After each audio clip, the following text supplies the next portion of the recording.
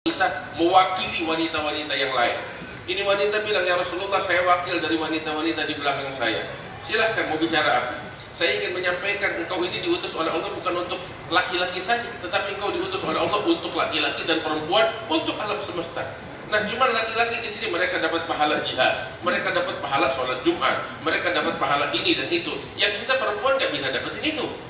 Lantas bagaimana kita bisa bersaing, persaingan yang sehat dengan laki-laki untuk menggapai ridha Allah? Nabi dengar gitu bangga sampai bilang kepada sahabatnya, apakah ada dari kalian yang pernah mendapati ungkapan seorang wanita yang lebih cerdas daripada ini? Kata Nabi Muhammad SAW.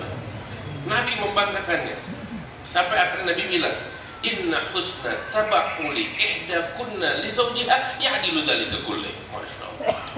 Dengan bahasa yang begitu indah dari Rasulullah SAW, yang saya rasa terjemahan yang ada pun tidak bisa mengungkapkan arti yang sebenarnya dari ungkapan Rasulullah yang indah itu.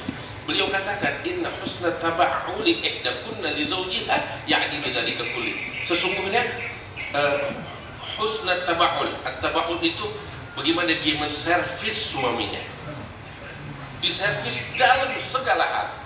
Dia berkreasi. Tafannun, apa bahasa tafannun itu, betul-betul ahli di dalam menservis suaminya. Dia bikin suaminya bahagia. Itu pahalanya lebih dari pahala jihad, lebih dari pahala yang diraih hanya oleh orang-orang laki, kata Nabi Muhammad SAW.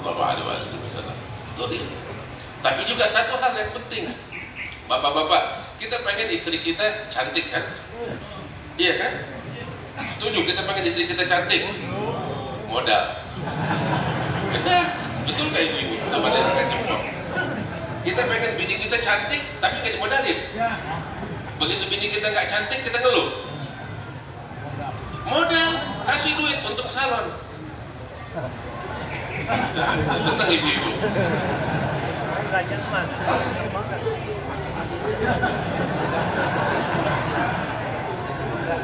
Ini hal yang penting. Kita artinya realita aja. Kita realita. Kita pengen istri kita cantik, tapi kita nggak modalin. Bagaimana tuh caranya tuh? Terus gimana kita bisa ngedumel? Kagak, modalin, kasih dia. Makanya di hari Asyura tuh Nabi bilang kasih belanja lebih bakal bini kita. Senengin dia orang. Dia seneng, kita juga seneng. Coba kalau kita nyebelin, bagaimana dia mau senyum sama kita? Iya, itu satu. Yang kedua lagi, hal penting. Sayyidina Abdullah bin Abbas bilang, sebagaimana saya mengharap pasangan saya, istri saya berdandan yang cantik untuk diri saya juga harus tampil untuk istri saya dengan tampilan yang dia sukai. Kenapa? Ada dasarnya dari Al-Quran. Walahunna mithlul ladzi alaihinna. Haknya mereka sama seperti kewajiban yang mereka harus tunaikan, kata Allah Subhanahu wa taala dalam Al-Quran. Kita pengen istri kita wangi. Mohon maaf, kita bau keringat. Iya, benar gak ibu-ibu? Sayang aja ibu-ibu gak bisa ngomong. Dituntut batu. Kalau bisa, ya tapi kesian kan berdumel. Sedangkan itu bagian dari agama Islam. Nabi gak pernah bau. Nabi wangi. Nabi yang terbaik. Bahkan istri-istrinya. Sampai beliau katakan, khairukum li ahli.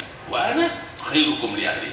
Yang terbaik di antara kalian adalah yang terbaik untuk keluarganya, untuk istrinya, dan aku adalah yang terbaik dari kalian untuk istri-istriku, kata Nabi Muhammad SAW. Itu Nabi ngajurin gitu. Bapak-bapak pengen dimanja sama istrinya, pernah gak manjain istrinya benar? Iya, Nabi ngajarin kita begitu. Sampai seorang Nabi Muhammad yang agung SAW, beliau tahu apa? Balapan lari sama Aisyah. Balapan lari sama Aisyah. Dia manjain Sayyidatuna Aisyah. Beliau manjakan Sayyidatuna Aisyah. Enggak cuma Aisyah, yang lain-lainnya juga begitu. Yang lain-lainnya begitu. Sama Sayyidatuna Sofia, istri Rasulullah SAW. Bagaimana Rasulullah memanjakannya, dibelain sama Nabi, dihibur hatinya oleh Rasulullah SAW. Nabi mendukung mereka. Terus tuh dari istri-istrinya Rasulullah, Nabi menikah begitu banyak. Apakah sekedar syahwat? Kagak. Kalau kita pelajari, kita akan dapetin istimewa sosok Nabi Muhammad SAW. Itu keberagaman daripada istrinya itu yang banyak. Mereka semuanya punya latar belakang yang beragam dan berbeda. punya latar belakang yang beragam dan berbeda, dan semuanya didukung oleh Rasulullah SAW. Sayyidatuna Aisyah contohnya sebagai seorang wanita alimah, didukung sebagai ustazah.